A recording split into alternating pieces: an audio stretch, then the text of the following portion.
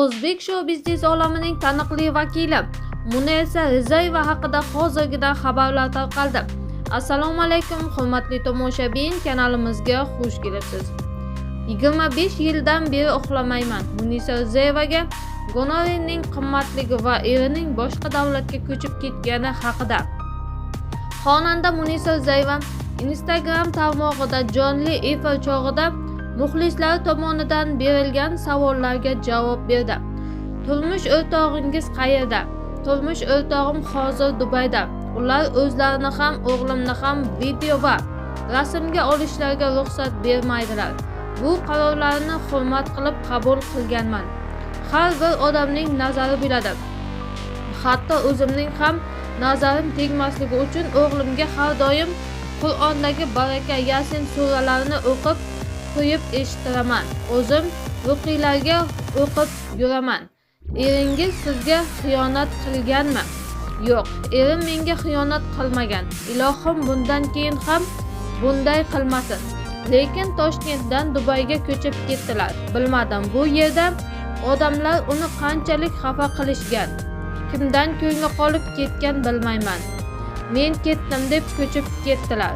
Shuning uchun endi ikki davlat orasida qatnab yashab yuribmiz. Chunki mening ishim, ijodim Toshkentda. Siz ham Dubayga ketdingizmi? Ha, men 31-dekabrda ketaman. Ota-onam, singlim, opam, turmush o'rtog'im hammalari u yerga mazza qilib dam olishyapti. Birgina men faqat O'zbekistondaman. Ijod bilan mashg'ulman. Yangi yil men oilam bilan kutib olish uchun jo'nab ketaman.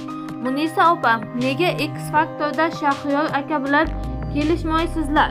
Chunki bu X Factor, bu shou. Biz ko'rsatuvni shouga aylantirishimiz kerak. O'shanda sizlar ko'rasizlar.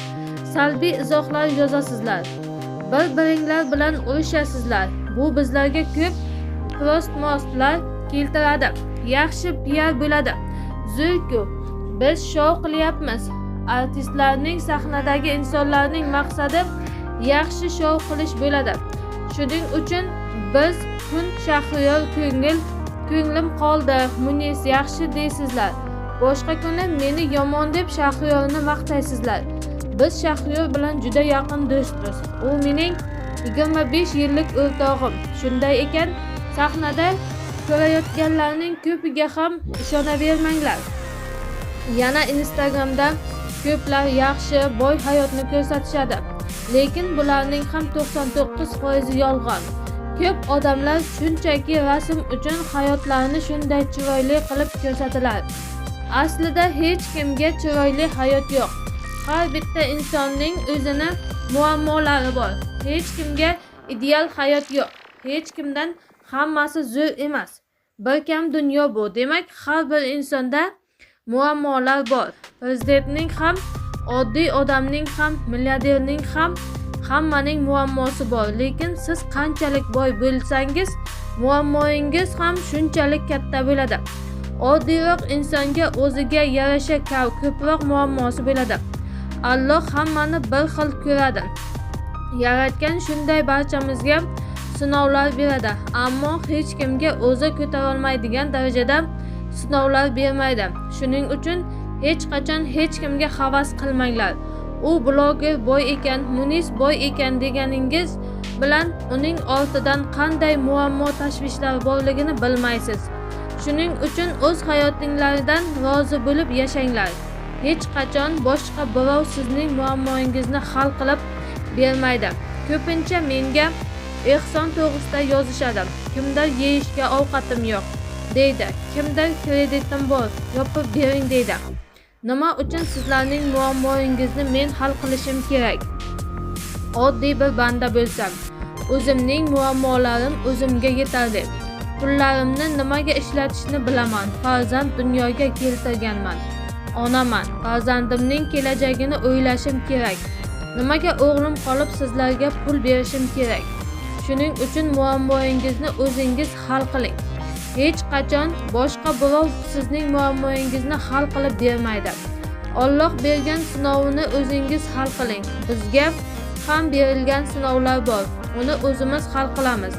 Kredit masalasiga kelsak, kredit olmang. U narsa yaxshi emas. Foiz bilan kredit juda ham yomon narsa. Balki bu fikrga qolishlaringiz balki yo'q, lekin bu mening fikrim. Hali biror insonning kredit olib zo'r bo'lib ketganini ko'rmadim. Baribir oxirida sarson qiladi. Tushunaman, oddiy o'zimdan o'zim kredit olmayman. Lekin bu yomon narsa. Bu gaplarni sizlarga o'ylab aytayapman. Men kredit olmayman, kerak emas. Men ertalabdan kechgacha ishlayman. Bir to'yga borish xizmatingiz $5000 bo'lsa, kredit olishingiz shart emas-da, shundaymi? Bitta to'yga borishim shu $5000 ni topishning orqasida ham qancha mehnat turibdi. 25 yildan beri ishimni deb uxlolmayman. Uyqu yo'q. 25 yildan beri uyda o'tirmayman. O'g'lim tug'ilganidan beri u bilan deyarli birga vaqt o'tkazmayman. 25 yildan beri faqat ishlayman. Oilaga, ota-onam bilan gaplashib, o'tirishga, mazza qilib yashashga vaqt yo'q. Hattoki tug'ilgan kunlarga ham borishga vaqtim yo'q. Uyqusiz ertalabgacha ishlayman. 2,5 soat vaqt topib uxlasam katta gap. 10,000 topsak ham kam deymiz, 20,000 topsak ham kam deymiz. Odamga hech qachon qancha topsa ham yetmas ekan. Qo'shiq yozing, klip olish, reklama ishingizni oyligini berish uchun ham pul kerak. Topganlarim shularga ketadi, deydi Munisa Rizayeva.